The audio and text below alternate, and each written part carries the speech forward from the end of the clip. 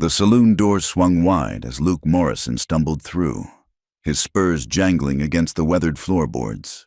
The acrid smell of tobacco smoke and cheap whiskey hung thick in the air, mixing with the sour stench of unwashed bodies. It was past midnight in Cheyenne Creek, Wyoming territory, and the Golden Horseshoe Saloon was still alive with the sounds of clinking glasses and raucous laughter. Luke's blue eyes, usually sharp as a hawk's, were glazed over with drink.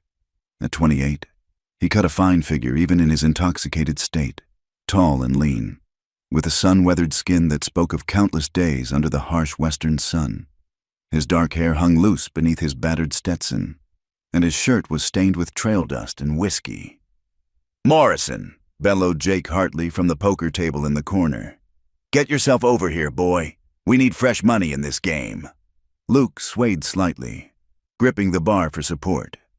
He'd been drinking since sunset, trying to drown the loneliness that seemed to follow him like his own shadow. Despite his reputation as one of the best bronc busters in the territory, despite the respect he commanded among other cowboys, the emptiness inside him remained. I'm coming," Luke slurred, pushing off from the bar. He fumbled in his vest pocket, pulling out his last $20, his entire month's wages from the Patterson Ranch. The poker table was surrounded by familiar faces. Jake Hartley, a cattle baron with more money than sense; Tom Snake Eye Sullivan, a professional gambler with slicked back hair and cold gray eyes; and Samuel Blackwood, the town's banker who enjoyed slumming with the working folk when his wife wasn't watching. "Deal me in," Luke said, dropping heavily into the empty chair. Snake Eye's thin lips curved into a predatory smile. Well, Luke Morrison gracing us with his presence. "You sure you can see the cards straight, cowboy?" "I can see well enough to take your money," Luke shot back, though his words ran together slightly. The game began, and for a while, Luke's luck held. The pile of coins and bills in front of him grew steadily. The whiskey made him bold, reckless. He raised when he should have folded, bluffed when he should have played it safe. But somehow, the cards kept falling his way. "Seems Lady Luck's taken a shine to you tonight," Blackwood observed, mopping his sweaty forehead with a silk handkerchief. Luke grinned crookedly. "About time she paid me some mind." But as the night wore on and the whiskey bottle emptied, Luke's fortune began to turn. His pile dwindled, then disappeared entirely. By 3 in the morning, he was down to his saddle, his rifle, and his horse. "I'm out," he said, starting to push back from the table. "Now hold on there," Snake Eye said smoothly. "A man like you doesn't just walk away from the table." "Not when he's been winning all night. Tell you what, I'll spot you $100 for one more hand. Winner takes all." Luke knew he should leave. Every instinct honed by years of survival on the frontier screamed at him to walk away. But the whiskey had made him stupid, and his pride wouldn't let him back down in front of these men. "What's the catch?" he asked suspiciously. Snake Eye's smile widened. "No catch, just a little. Condition: if you lose, you do whatever I say. One thing, no questions asked." Jake Hartley chuckled. "Better be careful. Morrison, Snake Eye's got a twisted sense of humor." "Nothing illegal," Snake Eye added, spreading his hands innocently. "Just a bit of entertainment for the good folks of Cheyenne Creek." Luke stared at the gambler through bleary eyes. $100 was more than he'd see in 3 months of hard work. If he won, he could finally save enough to buy that little spread he'd been dreaming about. "Deal," he said. The crowd in the saloon had grown. Word spreading that something interesting was happening at the poker table. Men pressed in close, breathing whiskey fumes and anticipation. Snake Eye dealt the cards with practiced ease. Luke picked up his hand. 2 pairs, kings and sevens. Not bad, not great, but not bad. The betting was fierce. Snake Eye raised, Luke called. Cards were discarded, new ones drawn. Luke kept his pairs, drawing 1 card, another 7, full house. His heart pounded as he pushed the borrowed money to the center of the table. "All in." Snake Eye studied him for a long moment, those cold gray eyes searching for any tell. Finally, he matched the bet. "Show 'em." Someone called from the crowd. Luke laid down his cards triumphantly. Full house, 7s over kings. For a moment, silence fell over the saloon. Then Snake Eye began to laugh, a sound like grinding glass. Well, well, well. The gambler laid down his own cards one by one. 4 queens. Looks like you lose, cowboy. The blood drained from Luke's face as the reality hit him. He'd lost everything, his money, his gear, and now he owed this snake whatever he demanded. Now then, Snake Eye said, lighting a cigar with deliberate slowness. About that condition. You know the widow Johnson, the colored woman who lives out by Copper Creek? Luke nodded mutely. Everyone knew Amara Johnson, the beautiful young woman whose husband had died in a mine collapse 6 months ago. She kept to herself mostly, trying to scratch out a living on the small plot her husband had left her. You're going to marry her, Snake Eye announced. The saloon erupted. Men hooted and hollered, slapping their knees at what they saw as the ultimate humiliation for a white cowboy. You can't be serious, Luke protested, suddenly feeling more sober than he had all night. Deadly serious. You gave your word, Morrison, or are you the kind of man who goes back on his word? Luke's jaw clenched. In the West, a man's word was his bond. Break it, and you might as well leave the territory entirely. She won't agree to it, he said desperately. Oh, I think she will, Blackwood interjected. You see, I hold the note on her land. Either she marries you by week's end, or I foreclose. I've already had my lawyer draw up the papers. Luke's stomach churned as he realized he'd been set up from the beginning. This wasn't just about humiliating him. There was something larger at play. Why? He asked. What's your game? Snake Eye blew smoke rings toward the ceiling. Let's just say certain parties have an interest in that land. This way, everyone gets what they want. Blackwood gets his foreclosure one way or another, and we all get the entertainment of watching Luke Morrison tied to a... He paused, savoring the moment. To someone beneath his station. The crowd laughed again, uglier this time. Luke saw the faces around him clearly now. The prejudice, the cruelty, the small-mindedness of men who needed someone to look down on to feel big. I need some air, he muttered, stumbling toward the door. Outside, the pre-dawn air was cool and crisp. Luke leaned against the hitching post, fighting down the urge to vomit. What had he done?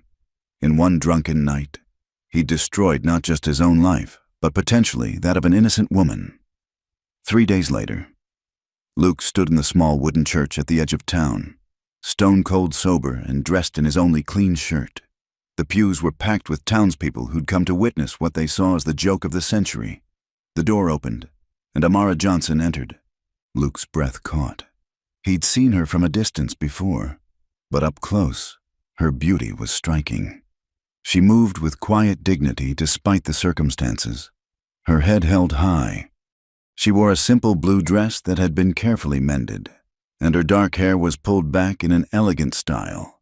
But it was her eyes that held him, deep brown, filled with intelligence and a fierce pride that no amount of hardship had dimmed.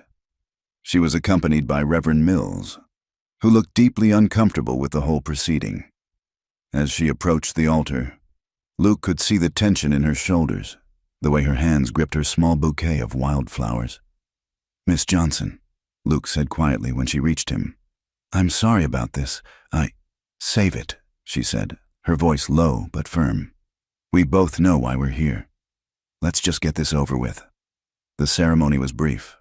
Reverend Mills rushed through the vows as if the words themselves were distasteful. When he reached the part about objections, the church erupted in laughter. No objections here, Reverend, someone called out. This is the best show we've had all year. Amara's jaw tightened, but she kept her eyes forward. Luke felt a surge of unexpected admiration for her composure. When Reverend Mills pronounced them man and wife, the church bells rang out over Cheyenne Creek. The sound seemed to mock them, echoing across the valley like laughter. As they turned to face the congregation, Luke caught Amara's eye. Something passed between them. Not love, Certainly, but perhaps understanding. They were both victims here, caught in a game neither had chosen to play. Luke offered her his arm, and after a moment's hesitation, she took it. As they walked down the aisle through the jeering crowd, he leaned close and whispered, so only she could hear. Cowboy lost a bet, forced to wed a black beauty. But maybe the game's not done yet. She looked up at him sharply, searching his face for mockery, finding none. She gave an almost imperceptible nod. Together, they stepped out of the church and into the harsh Wyoming sun, bound now by law, if not by choice, facing an uncertain future in a land that seemed determined to see them fail. The wedding night arrived with a cold wind whistling through the gaps in Luke's cabin walls. The small wooden structure sat lonely on the prairie, 5 miles from town, surrounded by nothing but sagebrush and distant mountains. Luke had built it himself 3 years ago, never imagining he'd bring a bride here under such circumstances. Amara stood in the doorway, her silhouette framed by moonlight. She hadn't spoken during the wagon ride from town, maintaining a dignified silence that made Luke more uncomfortable than any angry words could have.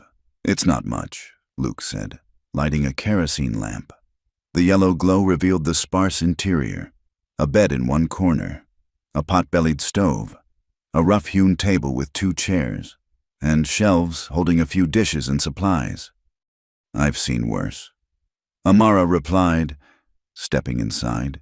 She set down her small carpet bag, apparently all she'd been allowed to bring from her previous home. An awkward silence stretched between them. Luke busied himself stoking the fire in the stove while Amara stood near the door, arms wrapped around herself, though the night wasn't particularly cold. "Look," Luke began, turning to face her. "I know this isn't what either of us wanted. I'll sleep in the barn. You can have the cabin." "No," her voice was firm. "People will talk. They're already watching, waiting for us to fail. I won't give them more ammunition." Luke studied her in the lamplight. Even in her simple dress, there was something regal about her bearing. "Why did you agree to this?" he asked. "You could have fought Blackwood in court." A bitter smile touched her lips. "A colored widow fighting a white banker in Wyoming territory. How do you think that would have ended?" "Mr. Morrison?" He had no answer for that. They both knew the truth of it. Luke gestured uncomfortably toward the bed. "You take it. I'll make a pallet by the stove." "Thank you," she said quietly, the first soft words she'd spoken to him. As Luke spread out blankets on the floor, Amara unpacked her few belongings. He noticed how carefully she handled each item: a worn Bible, a silver hairbrush, a small framed photograph. When she pulled out a quilt, obviously handmade with intricate patterns, Luke recognized quality work. "Did you make that?" he asked. She glanced at him, surprised by the question. "My mother taught me. She was a seamstress before." She trailed off. "It's fine work," Luke said honestly. "My ma used to quilt. Never seen patterns quite like those, though." "They're from my mother's mother," Amara said, running her hand over the fabric. "African patterns, passed down and changed over time." It was the most she'd said about herself, and Luke found himself curious despite the circumstances. But the moment passed, and she turned away. Hanging the quilt carefully on a peg, they prepared for bed in awkward silence, each hyper-aware of the other's presence. Luke lay on his hard pallet, staring at the ceiling rafters, listening to the rustling as Amara settled into the bed. The cabin felt smaller than ever with 2 people in it. "Mr. Morrison?" Her voice came soft in the darkness. "Luke," he corrected. "Might as well use first names, considering." "Luke, then, I want to be clear about something. This marriage may be forced, but I won't be. That is, I don't expect." "I understand," Luke said quickly, saving them both the embarrassment. "Like I said at the church, maybe the game's not done yet. We'll figure out how to get through this with our dignity intact." "Dignity," she repeated, and he heard a world of meaning in that single word. Morning came too soon, bringing with it the harsh reality of their situation. Luke woke to find Amara already up, kindling the fire in the stove. She moved efficiently around the small space, and he smelled coffee brewing. "You didn't have to," he began. "I pay my way." She interrupted. "I won't be a burden." They ate a simple breakfast in silence. Biscuits Amara had made from Luke's meager supplies and the last of the bacon. Luke noticed she took only a small portion for herself. "We need supplies," he said. "And you'll need things, clothes and such. We should ride to town." Amara's shoulders tensed. "I have what I need." "No, you don't," Luke said firmly. "You're my wife now. At least in the eyes of the law. That means what's mine is yours. We're going to town, and you're going to get what you need." She looked at him then. Really looked at him, as if trying to puzzle him out. "Why are you doing this?" Luke pushed back from the table. "Because it's the right thing to do. This situation isn't your fault any more than it's mine. Besides," he added with a wry smile, "if we're going to be the talk of the town anyway, might as well give them something worthwhile to gossip about." An hour later, they rode toward town on Luke's horses, him on his bay gelding, Amara on the gentler mare he used for pack work. She sat the horse well, he noticed, with natural grace. "You ride like you were born to it," he commented. My late husband, taught me," she said. "He said a woman needed to be able to take care of herself out here. Smart man, he was." The simple words carried a weight of grief that made Luke wish he hadn't brought it up. The prairie stretched endlessly around them, brown grass rippling like waves in the wind. Purple mountains rose in the distance, their peaks already touched with snow, though it was only early fall. A red-tailed hawk circled overhead, riding the thermals. "It's beautiful," Amara said suddenly. "Hard and unforgiving, but beautiful." "Most folks just see the hard part," Luke replied. "Takes a certain kind of person to see the beauty, too." They rode in companionable silence for a while, the horses' hooves raising small clouds of dust. Luke found himself stealing glances at Amara, the way she held herself in the saddle, the way the wind caught strands of her hair that had escaped from her bonnet. As they neared town, Luke's jaw tightened. He could already see people gathering on the boardwalk, pointing and whispering. News of their arrival preceded them like wildfire. "Here we go," he muttered. "Let them look," Amara said, lifting her chin. "I've faced worse than small-minded gossip." They hitched their horses in front of Henderson's general store as they climbed the steps. Martha Henderson appeared in the doorway, her pinched face a mask of false sympathy. "Why, Luke Morrison. What a surprise to see you in town so soon after your wedding." Her gaze slid to Amara with barely concealed contempt. "And you've brought your wife." "Morning, Mrs. Henderson," Luke said evenly. "We need supplies." Inside the store, other customers stopped their shopping to stare. Luke ignored them, guiding Amara to the fabric section. "Pick what you need," he said. "And don't skimp. Winter's coming, and you'll need warm clothes." Amara hesitated, clearly uncomfortable with the attention and the charity. But practicality won out, and she began examining the fabrics with a practiced eye. "That calico's poor quality," observed a familiar voice. Luke turned to see Mrs. Eleanor Patterson, wife of the rancher he worked for. Unlike the others, her expression was thoughtful rather than hostile. "The blue wool is much better. Dear, it'll last through winter and beyond." Amara looked surprised at the kindness. "Thank you, ma'am."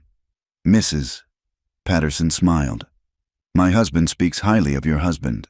Mrs. Morrison. Luke's one of our best hands." It was the first time anyone had called Amara by her married name with respect. Luke saw something flicker in her eyes. Surprise, perhaps, or hope. They finished their shopping with minimal incident, though the whispers followed them like shadows. At the feed store, old Charlie Banks refused to serve them until Luke fixed him with a hard stare.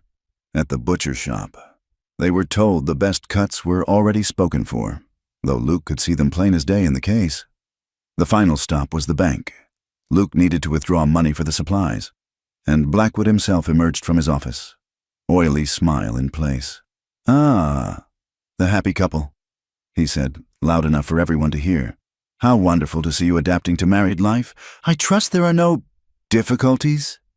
Luke's fists clenched, but Amara placed a gentle hand on his arm. The touch surprised him.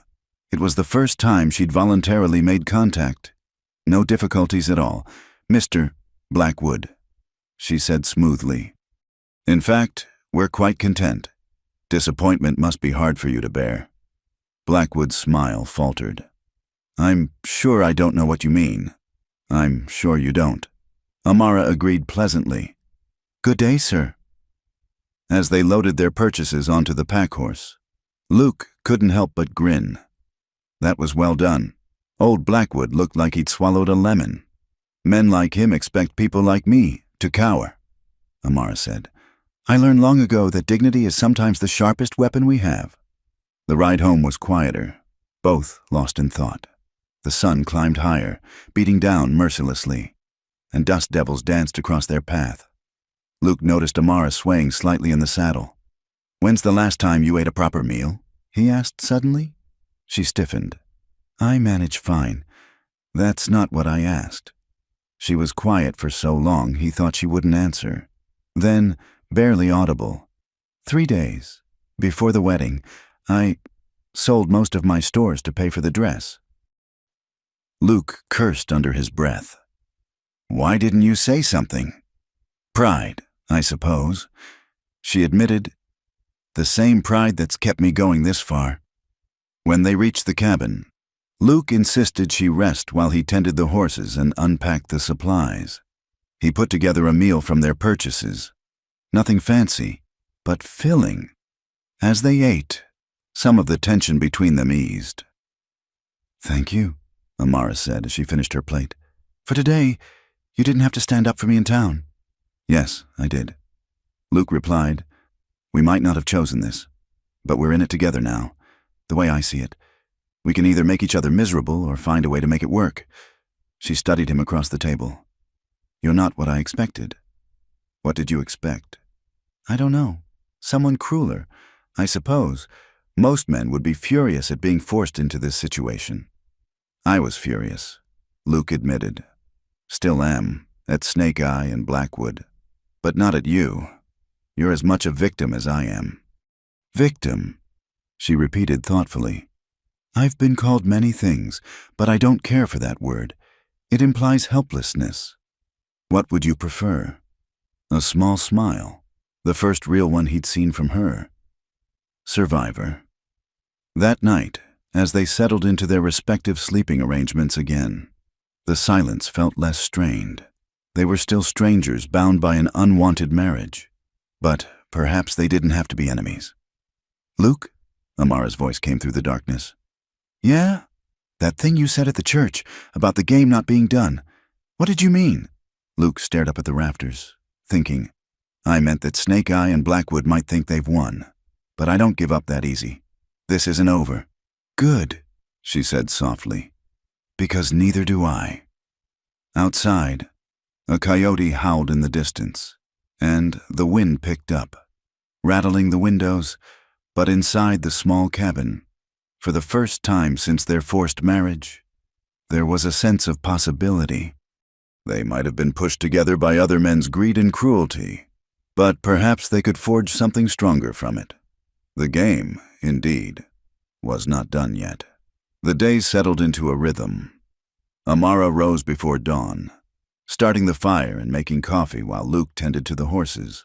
She took to ranch life with surprising ease, learning to milk their one cow, gather eggs from the chickens Luke had acquired, and maintain the vegetable garden that had been neglected since he'd built the cabin.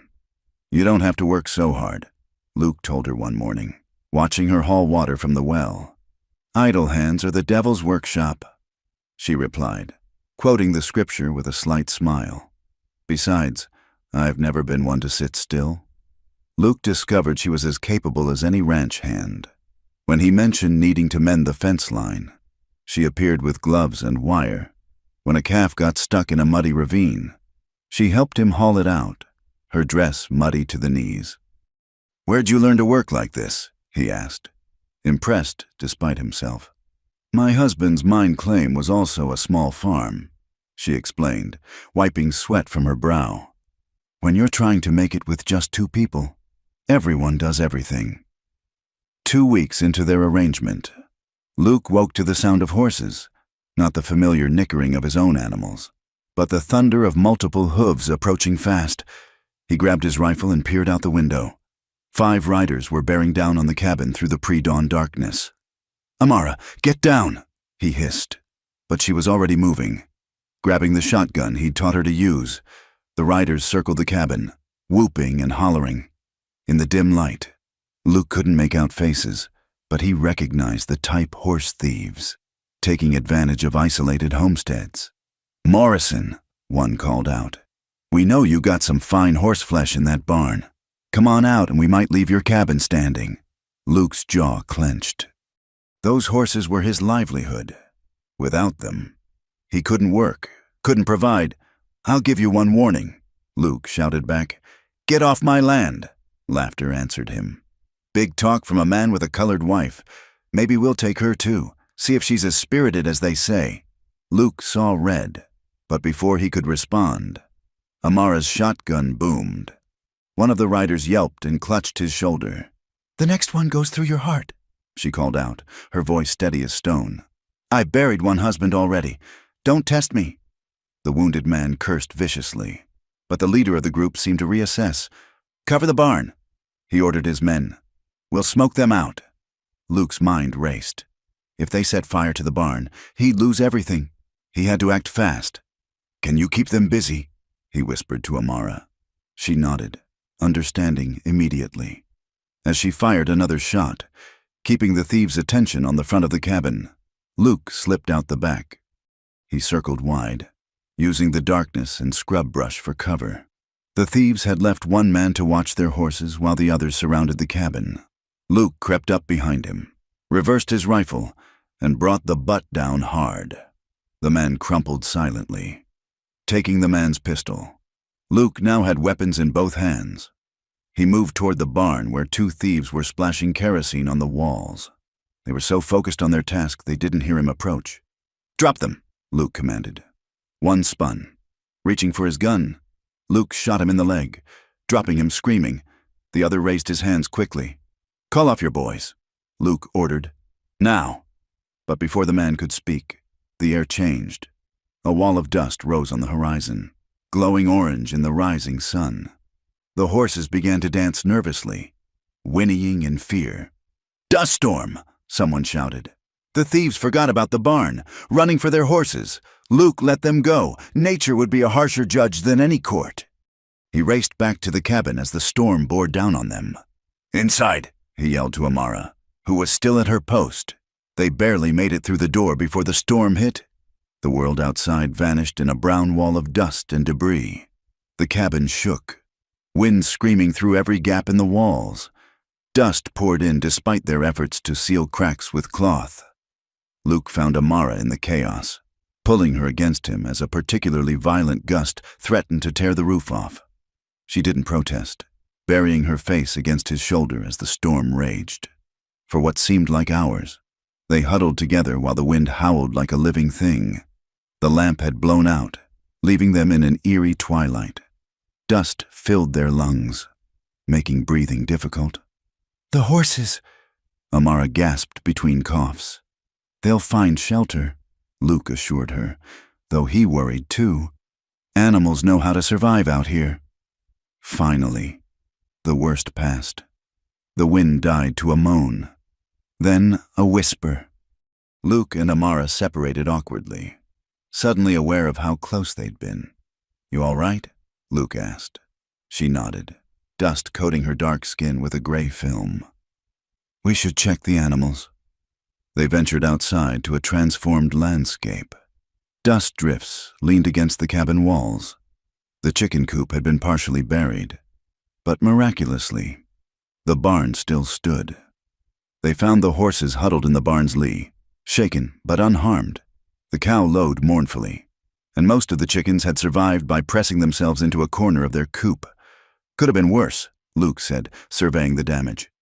"Those men," Amara began, then stopped. "Do you think they made it?" Luke looked toward the horizon where the thieves had fled. "Hard to say.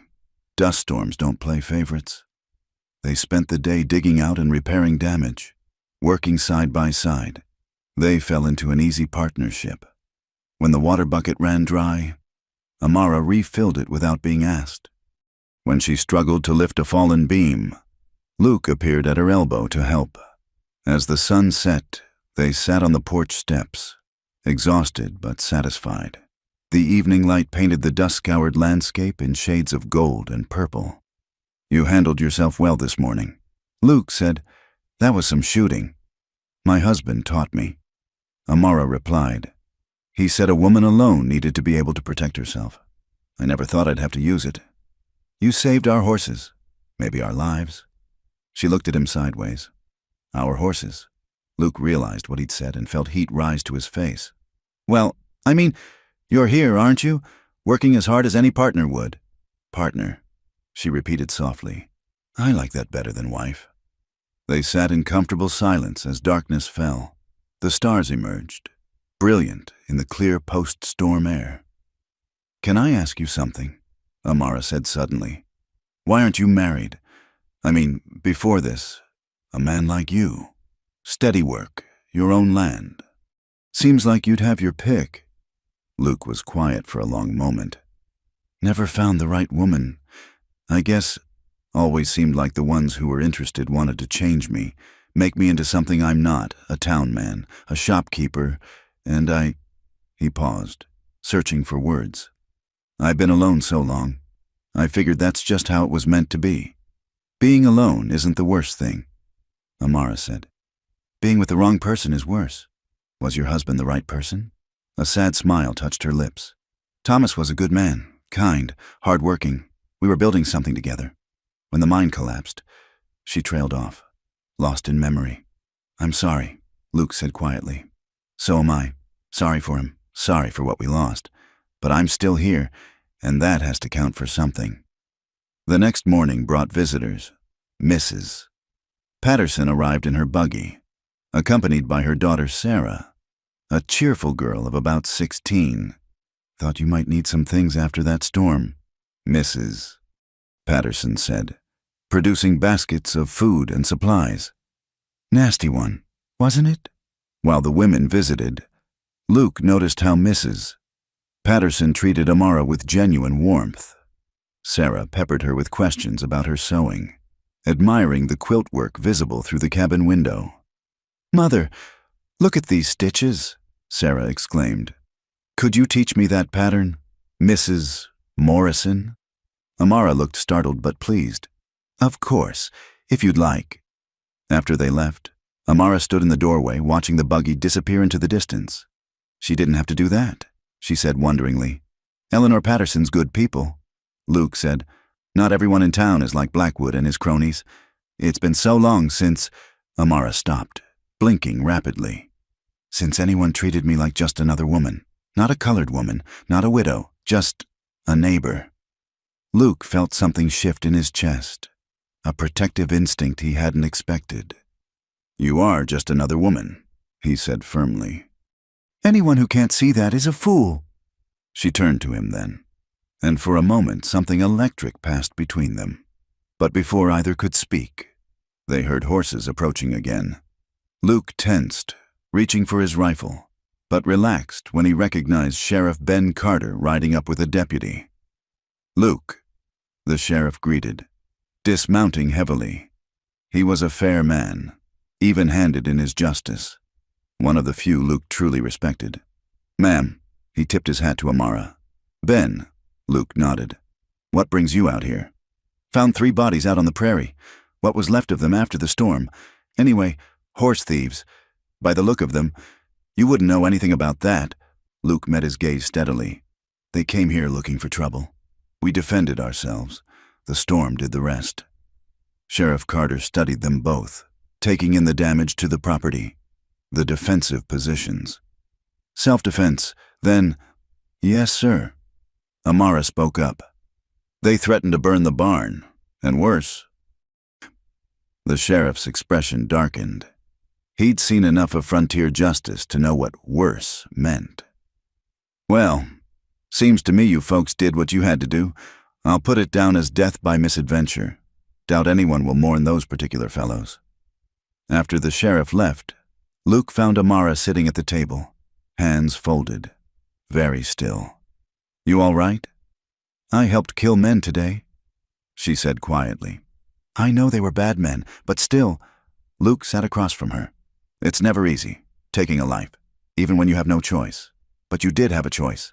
Let them destroy everything we've worked for. Or fight back. You chose to survive." "We," she corrected, looking up at him. "We chose to survive." That night, as had become their custom, Luke spread his blankets by the stove. But as he settled in, Amara's voice stopped him. "Luke, this is foolish. You've been sleeping on that hard floor for weeks. The bed is big enough for two, with a blanket down the middle for propriety. You'll ruin your back down there." Luke hesitated.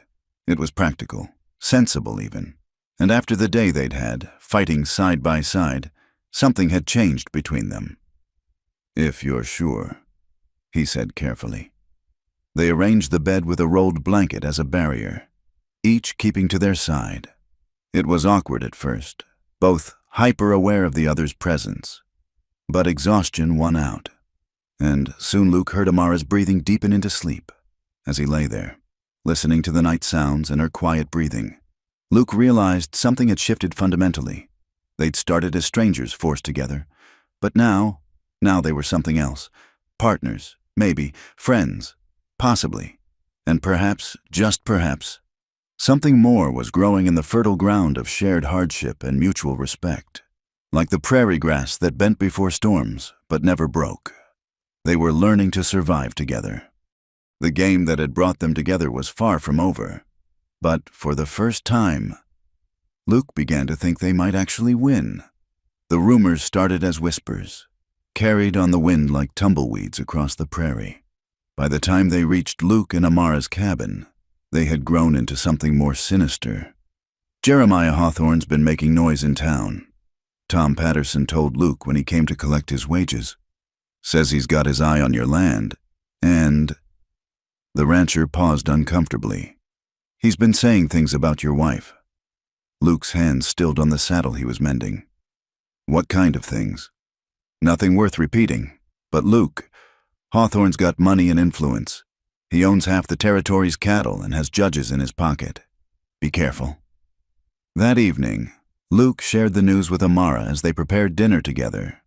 She listened quietly, her hands never pausing in their work of kneading bread.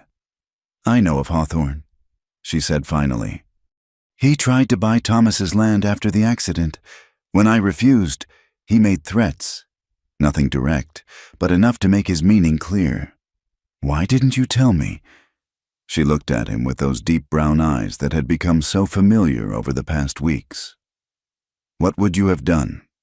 We both know the law isn't written for people like me." The truth of it sat heavy between them. Luke had seen enough of frontier justice to know she was right. 3 days later, they discovered what Hawthorne meant by pressure. Luke had gone to town for supplies, leaving Amara to tend the homestead. When he arrived at Henderson's store, Martha Henderson met him at the door. "I'm sorry, Luke," she said, though her eyes held no sympathy. "We can't serve you anymore, mister. Hawthorne holds our loans, and he's made it clear that anyone who does business with you will find those loans called in." Luke tried the other shops with the same result. Even Charlie Banks at the feed store, who'd known Luke for years, turned him away with apologetic shrugs. By the time Luke left town, his wagon was empty save for what little he'd managed to buy from a traveling peddler at twice the usual price. "We'll make do," Amara said when he told her. She'd already started planning, rationing what they had, expanding the garden, setting snares for rabbits. "I've survived on less." But Hawthorne wasn't done. The next week, their fences were cut and cattle wandered onto their property. Hawthorne cattle, naturally. When Luke tried to drive them off, Hawthorne's men appeared, claiming Luke was rustling. "Everyone knows these are your boss's animals," Luke told Red McCann, Hawthorne's foreman. "This is a setup." Red smiled. showing tobacco-stained teeth. "Prove it. Meanwhile, Mr. Hawthorne wants compensation for the stress you've caused his stock." Luke's fists clenched, but Amara's hand on his arm stopped him. Violence would only give them the excuse they wanted. Winter was approaching, and their situation grew desperate. They needed supplies to survive the harsh Wyoming winter, but every door in town remained closed to them. Luke made a decision. "I'm going over the mountains to Bridger," he told Amara. "It's 3 days' ride, but they don't know us there. I can get what we need." "The passes are already getting snow," Amara protested. "It's dangerous." "Staying here without supplies is more dangerous." He paused, then added quietly, "I won't let you starve because of my poor choices that night in the saloon." "Our choices," she corrected firmly. "I chose to marry you, remember? For my own reasons. This is our fight, not just yours." Something warm bloomed in Luke's chest at her words. Over the past weeks, the word "our" had become natural between them. He left before dawn the next day, taking the mountain trail that wound up through pine forests and rocky passes. The first day went well enough, though he could see storm clouds building over the peaks. By the second day, snow was falling steadily. Luke pushed on, knowing he had to reach Bridger before the passes became impassable. His horse struggled through deepening drifts, and more than once, Luke had to dismount and lead the animal through particularly treacherous sections. On the night of the second day, disaster struck. Wolves, made bold by winter hunger, circled his camp. Luke built up his fire and kept his rifle ready, but the pack was determined. When they finally attacked, it was from multiple directions at once. Luke shot 2 before they reached him, but a third caught his horse. The animal's screams were terrible in the night. Luke drove off the pack, but the damage was done. His horse was badly wounded, unable to continue. With a heavy heart, Luke did what had to be done, then cached what supplies he could carry and continued on foot. The storm worsened, turning the world into a white void. Ice formed on his beard and eyebrows. His feet went numb in his boots. By the time Luke stumbled into Bridger, he was half frozen and delirious. The townspeople took him to the doctor, who treated his frostbite and exhaustion. "You're lucky, Doctor," Mills told him. "Another few hours and you'd have lost those toes. What possessed you to cross the mountains in this weather?" Luke explained his situation through chattering teeth. The doctor's expression grew grave. "Hawthorne. I've heard that name. He's been buying up land all over the territory, by whatever means necessary. You rest here tonight. Tomorrow, we'll see about getting you supplies and a horse for the return journey." Meanwhile, back at the cabin, Amara faced her own trials.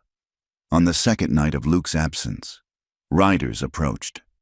She recognized Red McCann's voice calling out, "Mrs. Morrison, we know you're alone in there. Mr. Hawthorne wants to make you an offer. Come out and talk civilized-like." Amara checked the loads in both the rifle and shotgun, then answered through the barred door. "Say what you have to say from there. Mr. Hawthorne will pay good money for this land, enough for you to start over somewhere else. Maybe California, where folks are more accepting of mixed marriages." "This is my home," Amara called back. "Tell Hawthorne it's not for sale. Now don't be stubborn. A woman alone out here, especially a colored woman. Accidents happen. Why, just last month, the widow Chen's place burned down. Terrible tragedy." The threat was clear.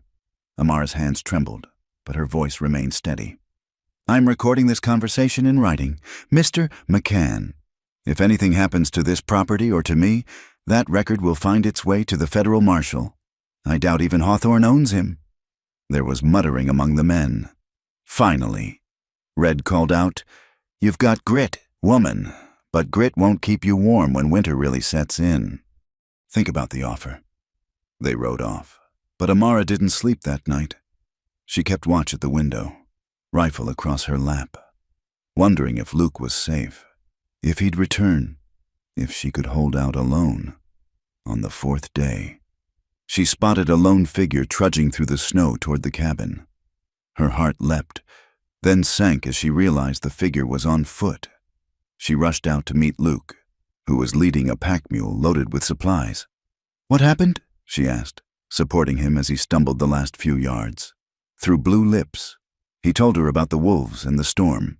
She got him inside, pulling off his frozen boots and wrapping him in blankets by the fire.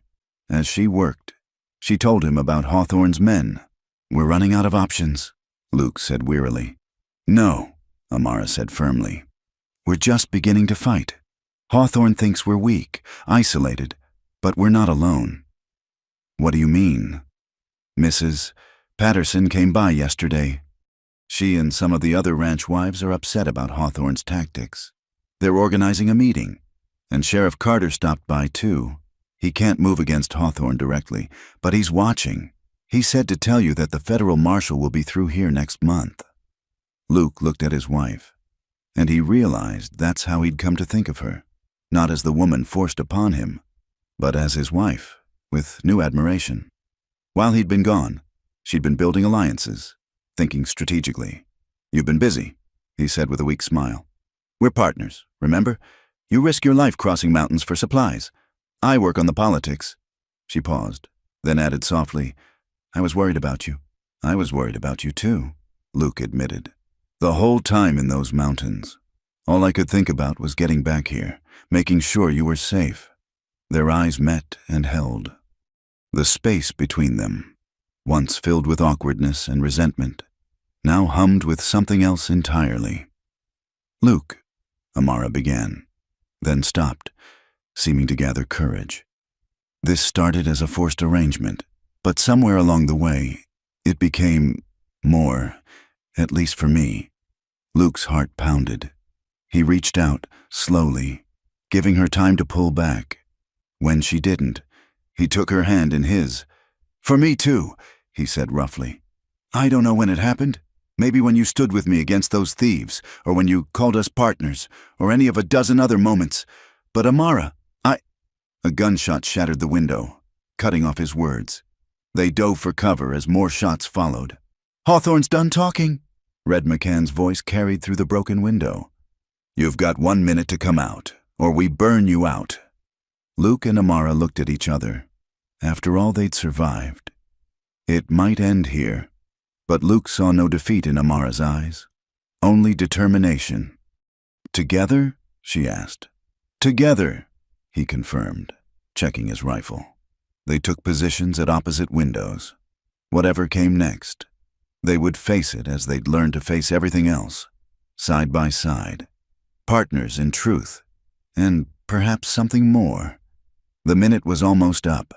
Luke could see torches being lit outside, but then, in the distance, came the sound of many horses approaching fast. "What the hell?" Red McCann's voice was uncertain now. Sheriff Carter's voice rang out clear in the night. "Drop those weapons. Boys, this is a lawfully deputized posse, and you're all under arrest for attempted arson and assault." Luke peered out to see not just the sheriff, but Tom Patterson and a dozen other ranchers, all armed, surrounding Hawthorne's men. "You can't arrest us," Red protested. "We're protecting Mr. Hawthorne's interests." "Mr. Hawthorne's interests don't include burning out honest homesteaders." "Mrs. Patterson called out, and Luke was amazed to see her sitting in a wagon with several other ranch wives, all holding rifles. "We've had enough of his bullying." The standoff was brief. Outnumbered and caught in the act, Hawthorne's men surrendered. As the sheriff led them away, Tom Patterson approached the cabin. "You folks all right in there?" Luke and Amara emerged, still hardly believing the turn of events. "How did you know?" Luke asked. "Your wife sent word through Sarah." "Mrs." Patterson explained. "Smart woman you've got there. Luke, she figured Hawthorne would make his move while you were gone and arranged for us to keep watch. When we saw them riding out armed, we gathered everyone we could." Luke looked at Amara with amazement and growing love. She'd saved them both with her foresight and courage. As their rescuers prepared to leave, Sheriff Carter pulled Luke aside. "This isn't over. Hawthorne will try again, through legal channels most likely. But you've got the community behind you now. That counts for something." When they were alone again, Luke and Amara stood in their damaged cabin, snow drifting through the broken window. Despite everything, Luke felt more hopeful than he had in weeks. "What were you saying before we were interrupted?" Amara asked softly. Luke pulled her close, no longer held back by propriety or the circumstances that had brought them together. "I was saying that I love you, Mrs. Morrison. Somehow, in all this mess, I fell in love with my wife." Tears gathered in her eyes, but her smile was radiant. "And I love you, Mr. Morrison, forced marriage or not." They kissed then, their first real kiss, while snow swirled around them and the future remained uncertain. But they had each other. They had allies, and they had love. The game that had started in a saloon was entering its final phase, and together, they were determined to win. The broken window had been boarded over, but drafts still found their way through the cracks as Luke and Amara sat by the fire that evening. The excitement of the confrontation had faded, leaving them with the reality of their situation and the new understanding that had bloomed between them. "We should talk about earlier," Amara said quietly, her hands wrapped around a cup of coffee. "What we said to each other." Luke shifted in his chair. Now that the immediate danger had passed, the magnitude of their confessions hung in the air. "I meant it," he said simply. "Every word." "So did I." She looked at him across the small space, firelight dancing in her eyes. "But meaning it doesn't make this simple. We're still who we are. The world is still what it is." "The world can go hang," Luke said fiercely. "What matters is what we want. And what do you want, Luke Morrison?" He stood, crossing to kneel beside her chair, taking her hand in both of his. He spoke with quiet intensity. "I want to wake up beside you every morning without a blanket barrier between us. I want to build a real life together, not just survive. I want children who have your strength and grace. I want to grow old watching sunsets from that porch we're going to build." Amara's breath caught. She touched his face gently, tracing the lines that sun and wind had etched there. "You know what you're saying. The life you're describing won't be easy. Mixed children face even more hardship than their parents." "Since when have we chosen easy?" Luke asked. "Besides, any child of yours would be strong enough to face whatever the world throws at them." She was quiet for a long moment, then spoke so softly he had to lean close to hear. "I lost a baby before Thomas died. The doctor said I might not be able to." She stopped, unable to continue. Luke gathered her into his arms, feeling her tremble. "Then we'll face that too, if we have to, together." "But Amara, don't close the door on hope because of fear." She pulled back to look at him. "When did you become so wise?" "Must be your influence," he said with a slight smile. "You've been teaching me all kinds of things since you got here." "Like what?" "Like how to be a partner instead of a loner, how to think beyond the next day, how to fight with more than just my fists." He paused. "How to love someone more than I love my own stubborn pride." This time when they kissed, it was slower, deeper, full of promise. When they parted, Amara stood, extending her hand. "No more blanket barrier?" she asked softly. "No more barriers at all." Luke agreed, taking her hand. Later, as they lay entwined in the bed they now truly shared, Amara traced lazy patterns on Luke's chest. "Tell me about your family," she said. "You've never really spoken of them." Luke was quiet for so long she thought he wouldn't answer. Then, staring up at the ceiling, he began to speak. "My PA was a drunk. Mean one. 2, Ma tried her best, but 5 kids and a husband who spent more time with a bottle than working wore her down. I left when I was 15. Figured I'd make my own way." "Do you ever wonder about them?" "Sometimes. Had a letter a few years back saying Ma had passed. Pa followed not long after. My brothers and sisters scattered to the winds." He turned to look at her. "What about you? You've mentioned your mother's quilting, but nothing else." Amara's expression grew distant. "I was born into slavery in Georgia. I was only 5 when the war ended, but I remember some things, the fear, the uncertainty. After freedom came, we tried to make a go of it as sharecroppers, but—" She shrugged. "You know how that story goes. My parents saved every penny to send me north to school. They died thinking I'd have a better life." "You will," Luke said firmly. "We will." "Such certainty," she murmured. Where does it come from? From you, he answered. Before you came, I was just existing. Now I have something worth fighting for. They talked through the night, sharing stories of hardship and small triumphs, dreams deferred, and new ones taking shape. By dawn, they knew each other in ways that went beyond the physical intimacy they'd shared. As morning light crept through the windows, Amara suddenly sat up. Luke, what if we didn't just wait for Hawthorne's next move? What if we took the fight to him? What do you mean? I've been thinking. Hawthorne's power comes from fear and isolation. He picks off homesteaders one by one, but what if we united them, created an association? Luke considered this. Like a farmers' alliance?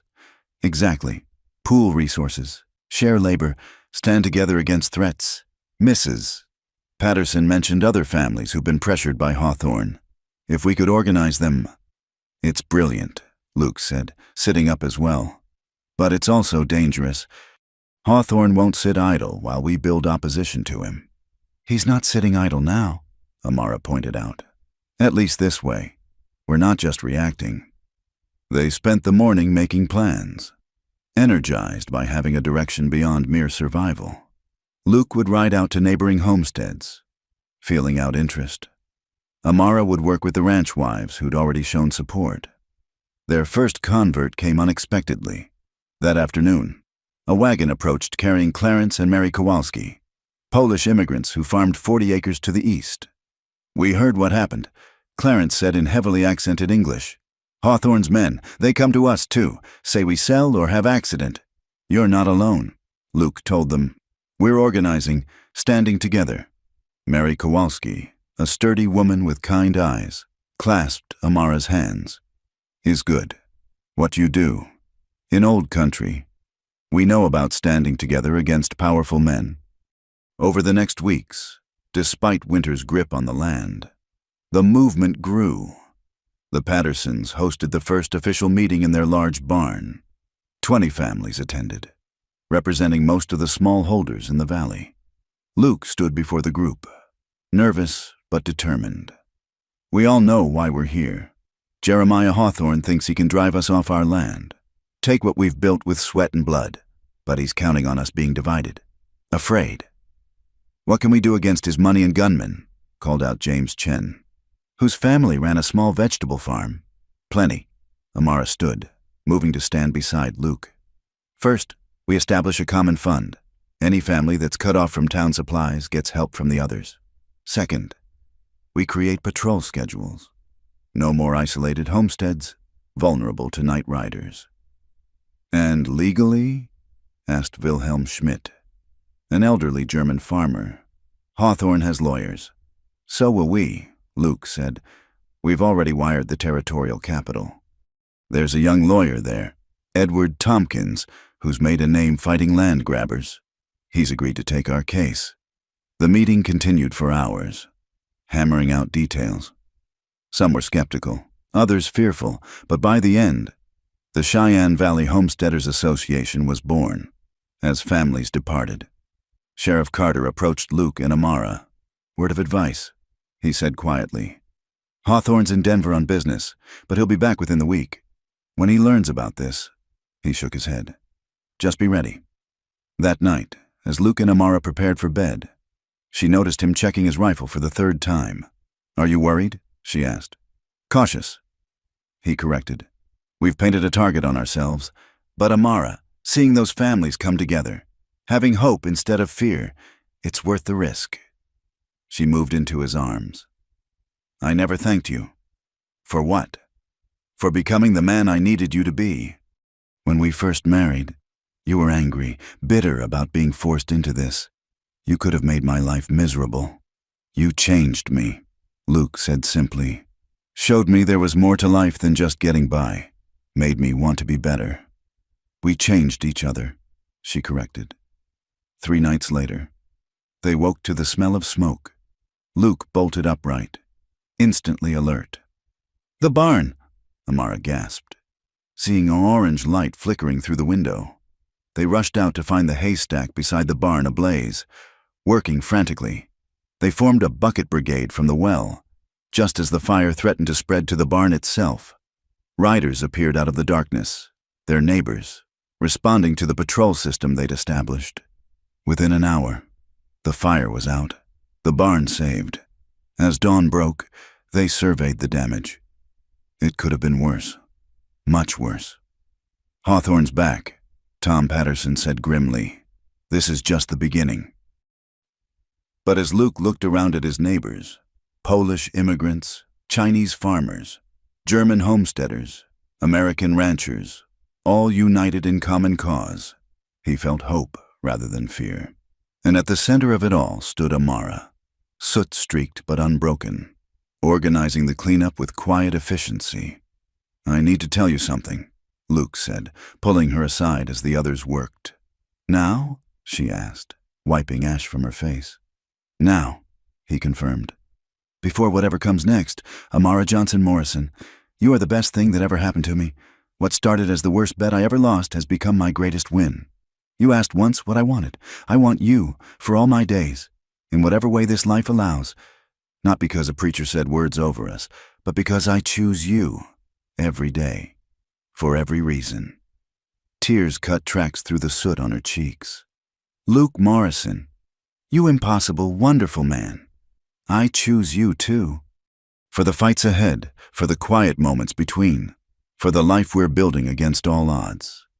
They kissed there in their burned field, surrounded by neighbors who'd become friends, facing an uncertain future, but no longer facing it alone. As the sun climbed higher, casting long shadows across the valley, Luke remembered his drunken words at their forced wedding. Cowboy lost a bet, forced to wed a black beauty, but maybe the game's not done yet. The game wasn't done, but it had transformed into something neither of them had expected. What began in humiliation had become love. What started as punishment had become partnership. And what Hawthorne meant for evil, they were turning to good.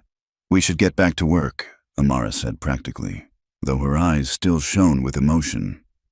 "In a minute," Luke said, holding her close.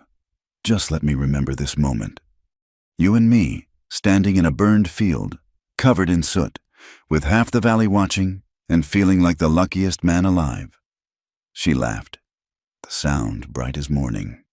"Only you could find romance in arson and ash. Only you could make me want to," he replied. Hand in hand, they returned to their neighbors, to the work of rebuilding and resistance. Whatever came next, they would meet it together, a cowboy and a lady, bound first by chance, now by choice, proving that the love could grow even in the harshest ground. The morning Jeremiah Hawthorne arrived at their homestead, Luke was repairing the fence damaged in the fire, while Amara tended to an injured calf in the barn. The sound of approaching horses made them both tense. But it wasn't night riders this time. It was a procession in broad daylight. Hawthorne himself rode at the front, a heavy-set man in his 50s with silver hair and cold gray eyes that reminded Luke unpleasantly of Snake Eye Sullivan. He was flanked by 6 armed men and followed by Samuel Blackwood in a fancy carriage. "Morrison," Hawthorne called out, not bothering to dismount. "We need to discuss your recent activities." Luke set down his tools deliberately, noting Amara emerging from the barn with a shotgun. Their neighbors were too far to help if this turned violent.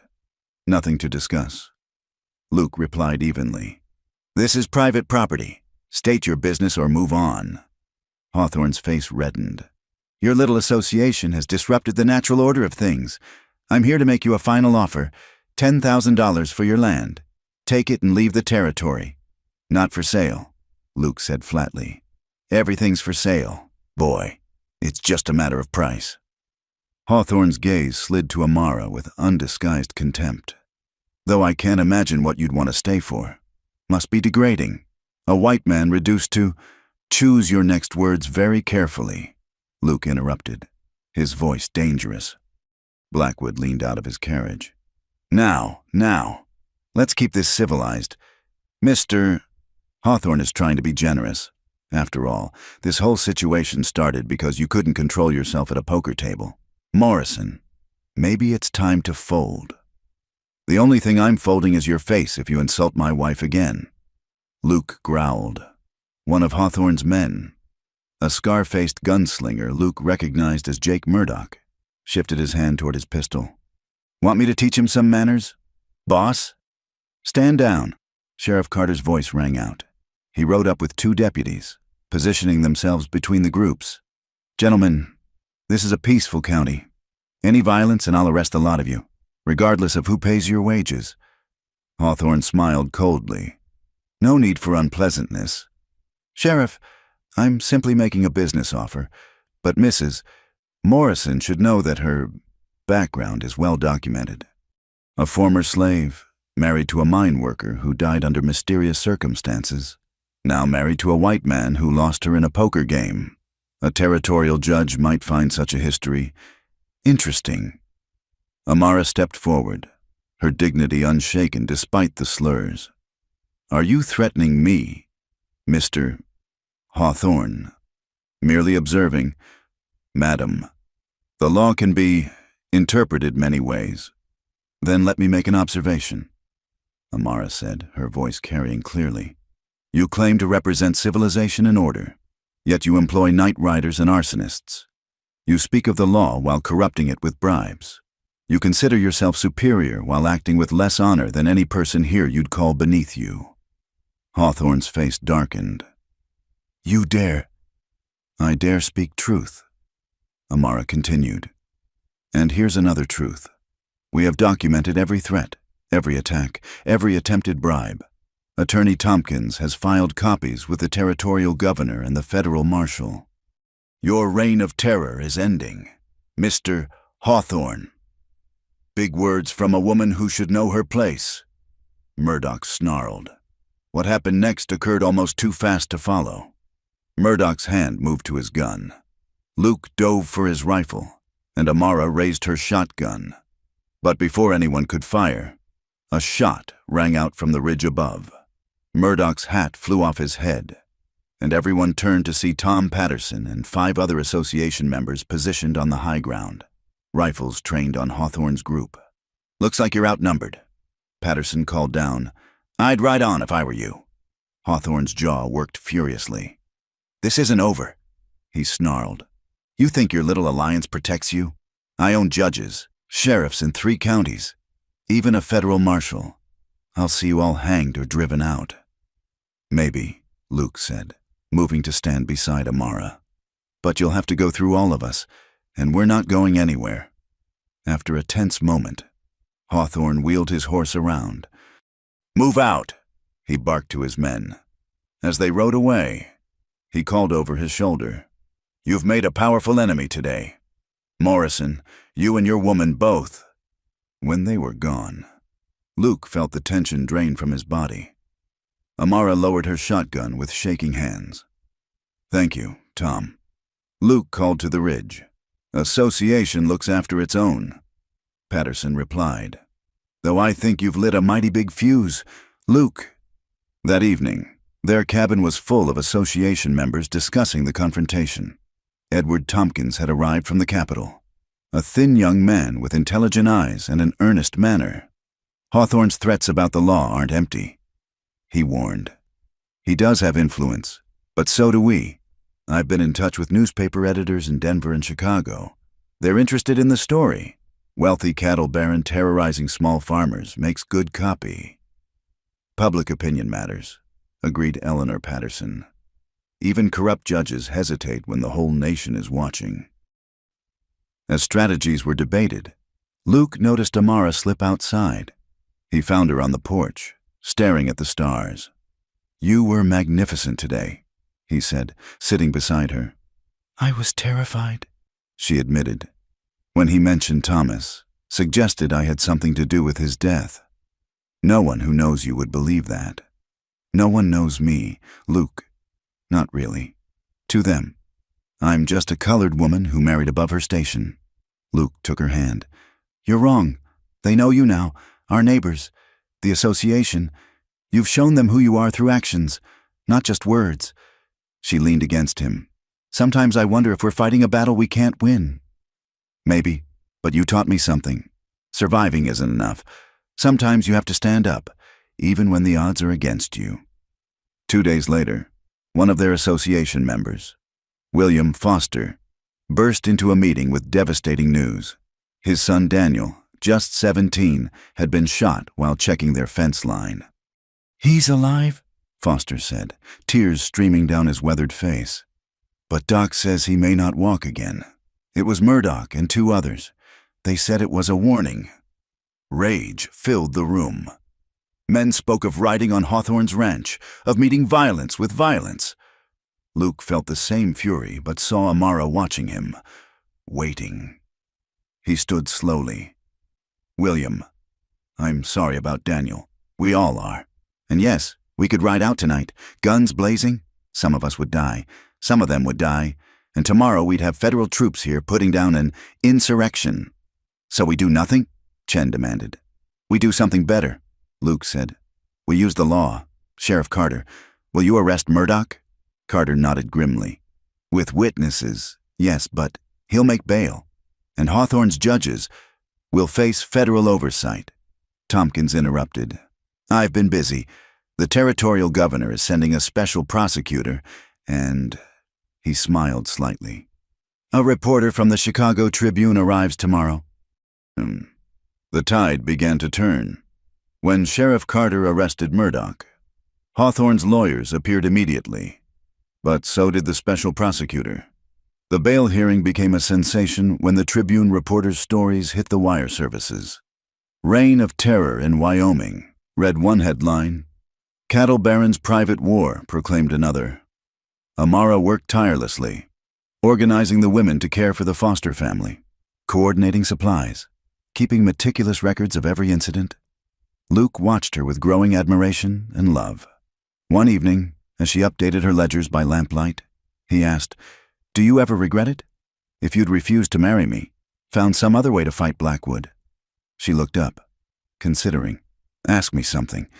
If you could go back to that poker game, knowing everything that would follow, would you still make that bet?" Luke thought of all that had happened, the hardship, the danger, but also the love, the purpose, the woman who'd become his world. "Yes," he said without hesitation, "because it brought me you." "Then there's your answer," she said softly. The legal battles intensified. Murdoch's trial became a flashpoint. Hawthorne brought in expensive lawyers from San Francisco, but the association had something more powerful, the truth, meticulously documented, and public opinion firmly on their side. When young Daniel Foster testified from his wheelchair, describing the attack in halting words, even hardened spectators wept. When association members detailed the campaign of terror, the pattern became undeniable. The verdict was guilty. Murdoch would serve 10 years hard labor. That night, Hawthorne made his last, desperate move. Luke woke to Amara shaking him urgently. "Fire!" she gasped. "Not here in town." They could see the glow from their window. Racing to town, they found the association's meeting hall ablaze, along with 2 adjacent buildings. The whole town turned out to fight the fire, but the damage was done. Hawthorne's ranch hands were seen leaving town just before the fire started. Sheriff Carter told them as dawn broke over the scorched buildings. But Hawthorne had overplayed his hand. The fire had spread to businesses owned by previously neutral townspeople. Public opinion, even among those who'd benefited from Hawthorne's patronage, turned decisively. The next day, a federal marshal arrived with a warrant for Hawthorne's arrest on charges of conspiracy, arson, and attempted murder. When they rode to arrest him, they found the cattle baron in his study, a glass of whiskey in hand. "You've won this round," he told Luke, who'd accompanied the lawmen. "But don't think this is over. Men like me don't stay down. Men like you always think you're above consequences." Luke replied, "But you're wrong. You're just a bully with money." And we stopped being afraid. As Hawthorne was led away in shackles, Luke felt no triumph, only relief. The fight had been long and costly. Back at their cabin that evening, Luke found Amara in the garden she'd coaxed from the harsh soil. She was picking vegetables for dinner, humming softly. "It's over," he said. "This part is," she corrected, straightening to look at him. "There will be other challenges. But we've proven something important, that people standing together can defeat those who would oppress them. We've proven something else too, Luke said, pulling her close. That love can grow in the most unlikely places. She smiled, touching his face. A black woman and a white cowboy in Wyoming territory. Who would have believed it? Anyone who knows us now. Luke said simply. As the sun set over their land, really theirs now, free from threat, they stood together, planning a future that once seemed impossible. The association would continue, helping new settlers, protecting the vulnerable. Their story would inspire others facing similar battles. I've been thinking, Amara said as they walked back to the cabin, that spare room could be a nursery. Luke stopped walking. Are you? Not yet, she said quickly. But I want to try, to hope, if you do. In answer, Luke swept her into his arms, carrying her over the threshold of their home. What had begun with a lost bet and forced marriage had become something neither expected. A love strong enough to challenge injustice, deep enough to bridge divisions, and real enough to build a life upon. The circuit judge arrived in Cheyenne Creek on a cold November morning, his black carriage cutting an imposing figure against the frost-covered landscape. Judge Theodore Whitman had a reputation for fairness, which was why the territorial governor had specifically assigned him to oversee the land dispute cases that had torn the valley apart. Luke adjusted his collar nervously as he and Amara entered the makeshift courtroom in the town hall.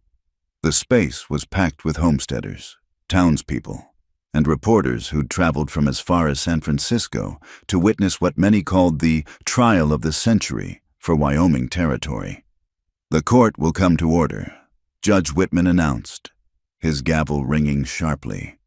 He was a thin man with penetrating eyes that seemed to miss nothing. We are here to address multiple cases of land ownership disputes, allegations of conspiracy, and claims of illegal coercion. Edward Tompkins stood for the homesteaders, his youth belied by his commanding presence. Across the aisle, Hawthorne's team of lawyers looked like circling vultures in their expensive suits. The first day focused on establishing facts, one by one. Homesteaders testified about threats, burned barns, poisoned wells, and murdered livestock. Amara kept detailed notes, occasionally passing observations to Tompkins. When Sheriff Carter took the stand, Hawthorne's lead attorney, Marcus Pemberton, tried to discredit him. Isn't it true, Sheriff, that you've shown favoritism to the homesteaders? I've upheld the law. Carter replied steadily, if that favors honest folk over criminals, so be it. Objection, Pemberton snapped.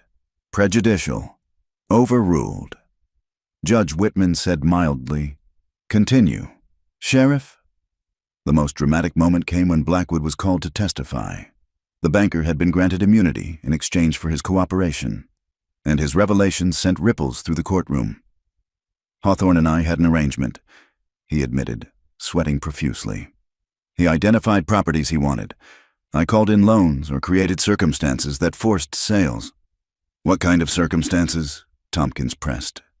Blackwood's gaze flickered to Luke and Amara. Sometimes we arranged situations, like the poker game where Morrison lost.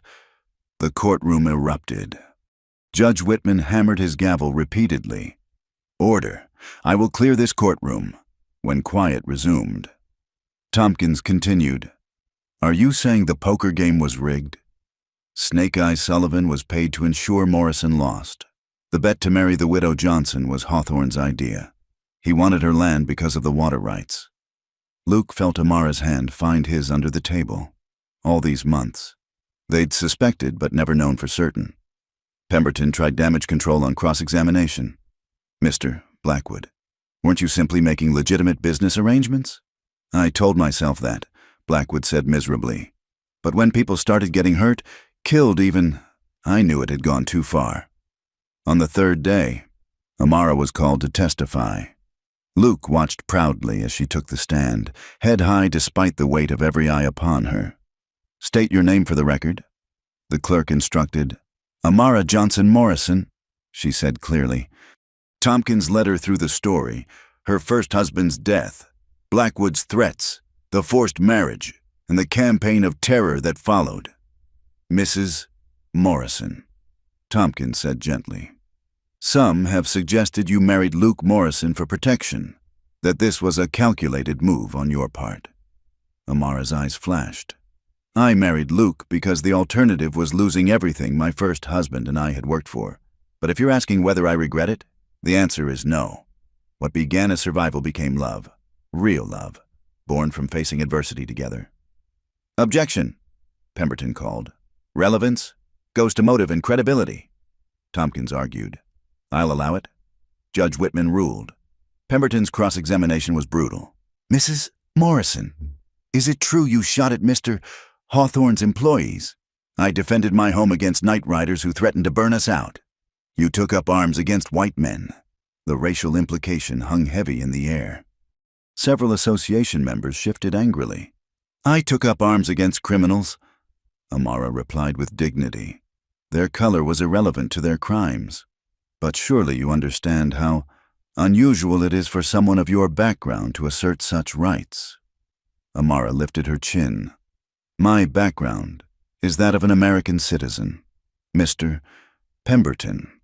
The Constitution makes no mention of color when discussing the right to self-defense. Luke wanted to applaud. Even Judge Whitman seemed impressed by her composure. When Luke testified, he spoke plainly about everything, the drunken bet, his initial resentment, and the gradual realization that Amara was the best thing that had ever happened to him. Mr. Morrison, Pemberton sneered. Are you asking this court to believe that you fell in love with a woman you were forced to marry? A woman of a different race? I'm not asking you to believe anything. Luke replied, I'm telling you what happened. Love doesn't always arrive the way we expect.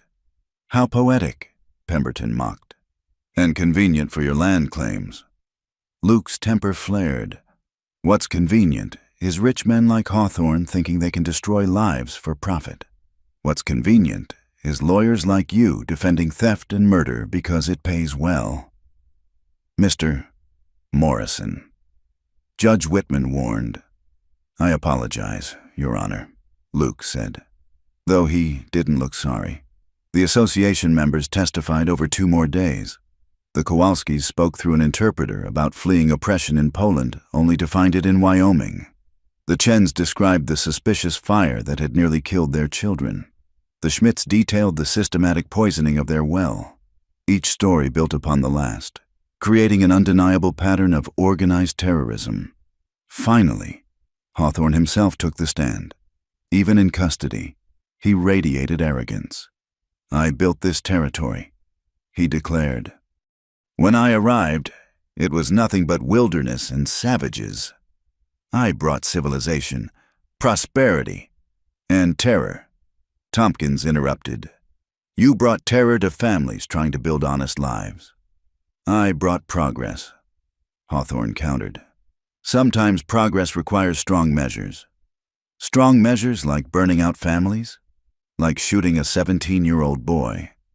I never ordered anyone shot, Hawthorne said smoothly. If overzealous employees acted beyond their instructions, your employees testified you personally ordered the attacks. Tompkins reminded him. The word of criminals looking for leniency. Hawthorne dismissed. The closing arguments took most of the final day. Pemberton painted a picture of successful businessmen being persecuted by jealous smallholders, of natural market forces being misconstrued as conspiracy. Tompkins' response was masterful. He laid out the evidence piece by piece, the testimonies, the documents Amara had meticulously maintained, the pattern of violence that could not be coincidence. This is not about progress versus tradition, he concluded. This is about the rule of law versus the rule of force. It's about whether money and power exempt someone from justice. The homesteaders aren't asking for special treatment. They're asking for equal treatment under the law. Judge Whitman retired to consider his decision. The wait was excruciating. Luke and Amara sat with their neighbors in the hotel restaurant, trying to eat, but mostly pushing food around their plates. Whatever happens, Tom Patterson said, we've already won something. We stood together. We showed them we won't be pushed around. That's right, Mary Kowalski added. In old country, We never could speak against powerful men. Here, we speak is good. When court reconvened, the room was silent as a church. Judge Whitman looked solemn as he began reading his decision. The evidence presented clearly establishes a pattern of criminal conspiracy led by Jeremiah Hawthorne to illegally acquire lands through intimidation, violence, and corruption of legal processes. A collective exhale ran through the homesteader's side. Furthermore, the judge continued, the forced marriage of Luke Morrison and Amara Johnson Morrison represents a particularly egregious abuse of power. However, as both parties have testified to the validity of their current union, the court sees no need to address its initial circumstances beyond noting it as evidence of conspiracy. Luke squeezed Amara's hand tightly. Therefore, it is the judgment of this court that all land transfers made under duress are null and void. Properties will be returned to their rightful owners. Mr. Hawthorne's assets will be seized to pay damages to affected families, and I recommend federal prosecution for Mr. Hawthorne and his conspirators on charges of racketeering. The courtroom erupted in cheers. Association members embraced, many crying openly. Luke pulled Amara into his arms, not caring about propriety or the watching crowd. "We did it," she whispered against his chest. "You did it," he corrected. "Your records, your courage, your refusal to give up." Judge Whitman hammered for order. "I'm not finished. This court has one more matter to address." The room quieted. Throughout these proceedings, I've been struck by the dignity and courage displayed by all the homesteaders, but particularly by Mrs. Amara Morrison. In the face of racial prejudice compounding already difficult circumstances, she has shown remarkable grace and intelligence. It is citizens like her who represent the best future of our growing nation. Amara stood frozen, tears streaming down her face as the courtroom applauded. As they filed out, Pemberton approached. Luke tensed, but the lawyer's expression was thoughtful rather than hostile. "Mrs. Morrison," he said quietly, "I owe you an apology. My tactics in court were beneath me. You answered with more class than I deserved." Amara studied him for a moment, then nodded. "We all do what we think we must. Mr. Pemberton, perhaps next time you'll choose your clients more carefully." That evening, the association threw an impromptu celebration at the rebuilt meeting hall. Music played, children danced, and hope filled the air like spring after a hard winter. Luke found Amara standing outside, looking at the stars. The celebration sounds drifted through the windows behind them. "No regrets?" he asked, wrapping his arms around her from behind. "None," she said firmly. "Oh, Luke, when I think of where we started—" "I lost a bet," Luke said, nuzzling her neck. "But I found the wife of my dreams." She turned in his arms. "And I found a partner worth fighting beside. Worth building a future with." "Speaking of the future," Luke said, suddenly nervous, "I never properly proposed. I mean, we're already married. But, Amara Johnson Morrison, will you choose to stay married to me, not because of a bet or threats, but because you want to?" She smiled through tears. "Yes, Luke Morrison. I choose you, today, tomorrow, and all the days after." They kissed under the Wyoming stars while their friends celebrated inside. The long game that had started with deception and greed had ended with truth and justice. But more than that, it had created something beautiful, a love strong enough to overcome any obstacle, and a community united in common cause. "We should go back in," Amara said eventually. "It's our victory too. Our victory." Luke agreed, loving the sound of it. "The first of many, I hope." Hand in hand, they returned to the celebration, to their chosen family of fellow fighters, to the future they'd won through courage, determination, and unexpected love. Spring arrived in Wyoming with the explosion of wildflowers across the prairie. The harsh winter that had tested their resolve was now a memory, replaced by warm breezes carrying the scent of sage and new grass. Luke stood on the rise overlooking their expanded property, watching Amara work in her garden below. The month since the trial had brought remarkable changes. With Hawthorne's reign of terror ended and his assets distributed among his victims, the valley had flourished. The association had evolved from a defensive alliance into a thriving cooperative, sharing resources and knowledge to everyone's benefit. "Admiring your kingdom." Tom Patterson's voice came from behind. Luke turned with a smile, just thinking how different it all looks now. Amazing what folks can accomplish when fear's removed. Tom agreed. Speaking of accomplishments, Eleanor wanted me to remind you about Sunday dinner. She's determined to teach Amara her apple pie recipe. We'll be there. Luke promised. The social barriers that had once seemed insurmountable had gradually crumbled as neighbors became true friends.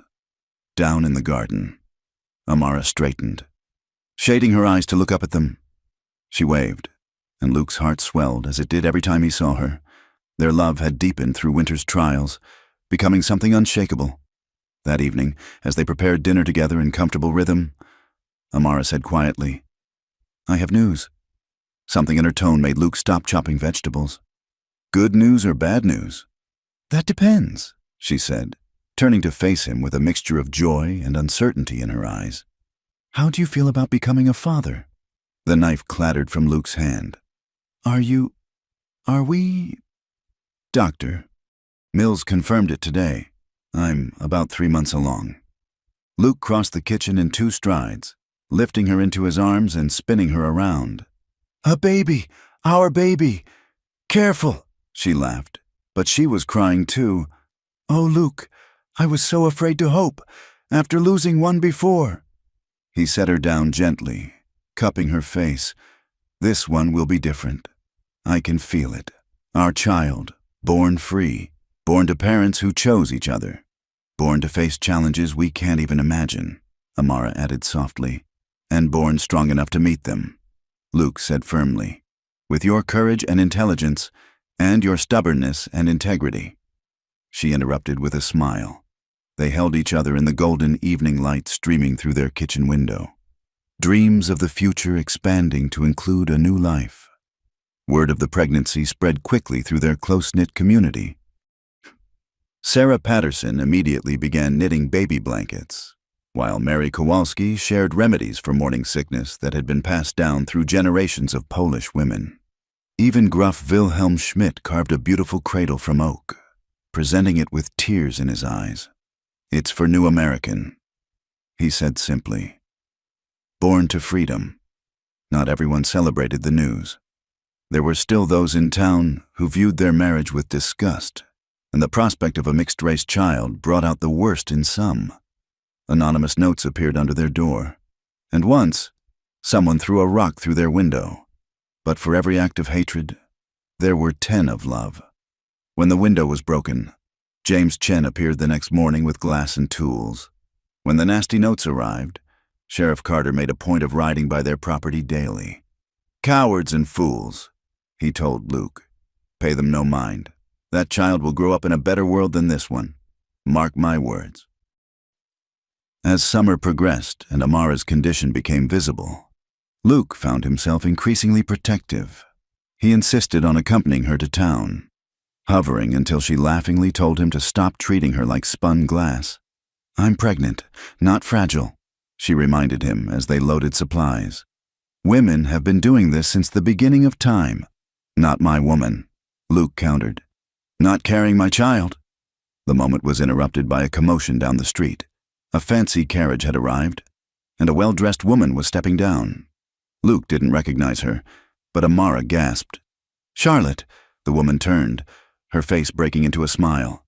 "Amara, I finally found you!" The 2 women embraced tearfully while Luke looked on in confusion.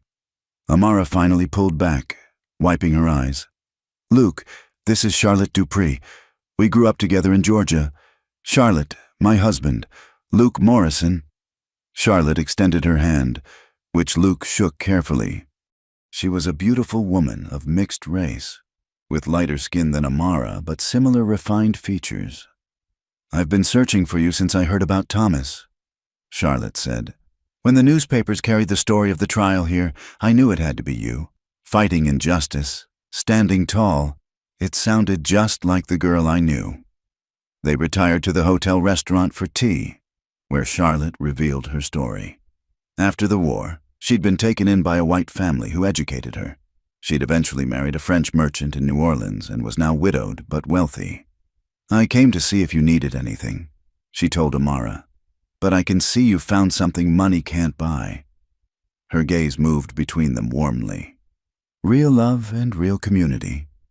Charlotte stayed for a week, and her presence was a revelation. Educated, wealthy, and confident, she challenged many townspeople's assumptions about what a woman of color could be.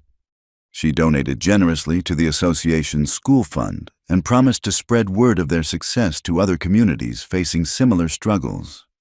"You're creating something important here," she told them before leaving. "A model for how people can live together with respect and justice. Don't let anyone tell you otherwise." The summer passed in preparation and anticipation. Luke and the other men added a room to the cabin for the baby, while the women organized a quilting bee to create blankets and clothes. It became a celebration of community, with each family contributing squares that told their own stories. "Look," Amara showed Luke one evening, spreading the nearly finished quilt across their bed. "This square is from the Kowalskis. It's a Polish eagle. And this one from the Chens shows a crane for long life. The Schmidts contributed this pattern from Bavaria." "And this?" Luke asked, touching a square showing mountains against a sunset. "That's mine," Amara said softly. "It represents our view, our home, where our child will grow up free." As autumn arrived and Amara grew heavy with child, they received an unexpected visitor. Snake Eye Sullivan appeared at their gate, hat literally in hand. Luke's first instinct was to reach for his gun, but something in the gambler's demeanor stopped him. "I ain't here for trouble," Snake Eye said quickly. "I came to apologize, I guess, and to warn you." They listened warily as he explained. With Hawthorne imprisoned, various interests were maneuvering for his former empire. Some had their eyes on the valley again. "Why tell us?" Amara asked suspiciously. Snake Eyes shifted uncomfortably. "I did you folks wrong. Can't undo it. But maybe I can balance the scales a bit. Besides," he looked at Amara with something like respect, "any woman who can face down Hawthorne while carrying a child deserves fair warning." After he left, Luke and Amara discussed his information with the association. They decided to strengthen their legal protections, filing proper deeds and establishing the valley as an official township with elected officials. Luke was nominated for mayor but declined. "I'm a rancher, not a politician. Besides, I'll have my hands full soon enough." Instead, they elected Tom Patterson, with James Chen as sheriff when Carter decided to retire. The town they created was unique for its time, a place where people were judged by their character rather than their color or origin. The first snow was falling when Amara's labor began. Luke rode hard for Dr. Mills, while Eleanor Patterson and Mary Kowalski stayed with Amara. The hours that followed were the longest of Luke's life. "First babies take their time, Doctor," Mills assured him as Luke paced outside. "She's strong, and the women with her know what they're doing." Just after dawn, a cry pierced the air, the most beautiful sound Luke had ever heard. Eleanor emerged, beaming. "You have a daughter, Luke. Healthy and perfect." Luke rushed in to find Amara propped up in bed, exhausted but radiant, holding a small bundle. The baby had Amara's delicate features and Luke's blue eyes, with skin the color of cream coffee and a head of dark curls. "Our miracle," Amara whispered as Luke sat carefully beside them. "She's beautiful." Luke breathed, touching the baby's tiny hand. "What should we call her?" "Hope," Amara said firmly. "Hope Morrison, because that's what she represents." As the sun broke fully over the mountains, painting the snow-covered valley in shades of gold and pink, their friends began arriving, the cabin filled with quiet congratulations and gifts for the baby. Sheriff Chen brought a silver dollar for prosperity. The Kowalskis provided warm clothes they'd made. The Schmidts offered a hand-carved toy horse. Each gift represented acceptance, community, and hope for the future. Even some unexpected visitors came, Mrs. Henderson from the general store appeared with a beautiful baby quilt, mumbling something about times changing before hurrying away. Several townspeople who'd been neutral or hostile before seemed to soften at the sight of the innocent child. That evening, as their friends departed and peace settled over the cabin, Luke and Amara sat by the fire with baby Hope sleeping between them. "Remember what I said at our wedding?" Luke murmured. "Cowboy lost a bet, forced to wed a black beauty. But maybe the game's not done yet." "I remember," Amara said, smiling at the memory of that difficult day. "I was wrong," Luke continued. "The game is done, and we won everything that matters. Love, family, community. And now, our daughter. I couldn't have imagined any of this that night in the saloon." "Neither could I," Amara admitted. "When Blackwood forced this marriage, I thought my life was over. Instead, it was just beginning." Hope stirred in her sleep, making small sounds that had both parents instantly alert. But she settled again, safe and warm between them. "What kind of world will she grow up in?" Amara wondered aloud. "A better one than we did," Luke said confidently. "Oh, there'll still be challenges. People who judge her for her mixed heritage. But look at what we've built here. She'll grow up surrounded by people who've learned to see beyond color and prejudice, and she'll have parents who'll teach her to stand tall and fight for what's right, and to love freely," Amara added, without letting others' opinions matter more than her heart. Outside, snow continued to fall, blanketing the valley in pristine white, but inside the Morrison cabin, warmth and love prevailed. What had begun as a drunken wager had transformed into something neither Luke nor Amara could have imagined. A true partnership, a loving family, and a community that proved change was possible. As they prepared for bed, carefully placing Hope in the beautiful cradle Wilhelm Schmidt had made, Luke pulled Amara close. "Thank you," he whispered. "For what?" "For being brave enough to take a chance on a foolish cowboy. For showing me what real strength looks like. For our daughter. For everything." Amara turned in his arms, her eyes bright with tears and love. "We saved each other. Luke Morrison, and now we have a lifetime to keep doing it." They stood together at the window, watching the snow fall on their land they'd fought for, bled for, and won, in the cradle. Hope slept peacefully, the living symbol of their love's triumph over hatred and fear. The cowboy had indeed lost a bet, but in losing, he had won more than he ever dreamed possible, and the forced bride had found not just a husband, but a partner, a protector, and the love of her life. Their story would be told for generations, a tale of how love conquered prejudice, how courage defeated oppression, and how two unlikely souls created a legacy of hope in the harsh but beautiful Wyoming territory. Thank you so much for listening to this Wild West love story. I hope you enjoyed following Luke and Amara's journey from a forced marriage to true love.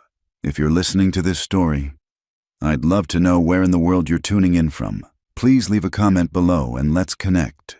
Don't forget to subscribe to the From Wild West channel for more authentic frontier tales. And share your thoughts about Luke and Amara's story. Did their love touch your heart as much as it touched mine? Let me know in the comments.